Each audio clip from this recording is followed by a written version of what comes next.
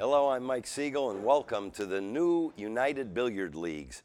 We have a very unique league with a great handicap system. We're going to give away a lot of prize money, and I want to shoot about 4 or 5 videos to kind of explain exactly the way the handicap works. Now, in most leagues, handicaps are based on your performance versus how many balls you make, but we feel that this handicap system is the best one for any 2 players to play an equal match. That's all what we want. So we think it's very fair. The handicap deals with cue ball in hands, or we call them ball in hands, meaning that any player in the league can pick up the cue ball at any time during the rack of 8-ball and use it whenever they would like. So long as they're shooting and they don't miss or foul, they can always pick up the balls and shoot their next shot. So in our league, when we start, every player starts with 3 ball in hands. Every player has 3 ball in hands, meaning during the rack at any time, you can always pick up the cue ball 3 times. You can use them in the beginning, you can make a few shots, then pick up a ball in hand, or you can save them till the end. It doesn't matter. So long as you are up at the table in your inning, you can use them at any time. Now, let's look at this chart.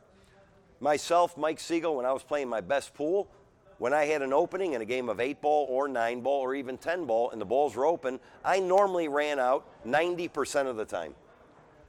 A player in our league that has 1 ball in hand per rack, that means they're pretty proficient, they're very good.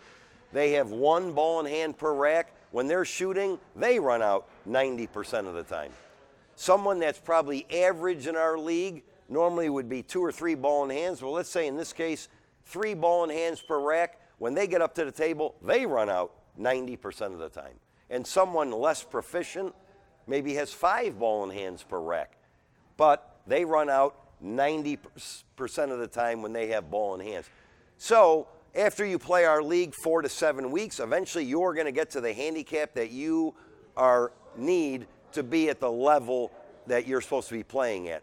So here's what happens. Each player is going to run out 90% of the time, makes the game faster and more fair. However, if a 1, let's say, is playing a 5, that does not mean their handicap cancels out. So they would be nothing, and this person would be a 4. This person always has 5 ball in hands, and this person always has 1 ball in hand. So if you watch these videos, you're going to see the other rules in the game. The only time you cannot use ball in hand is on the 8-ball. You can never use ball in hand on the 8, even if you're running out and you have a ball in hand left. The only time you can use ball in hand on the 8 is if your opponent scratched or fouled and gave you ball in hand on the 8 if that was the ball you were shooting for. Anyway, with these rules and some other videos we're going to do, hopefully it explains exactly how our handicap works.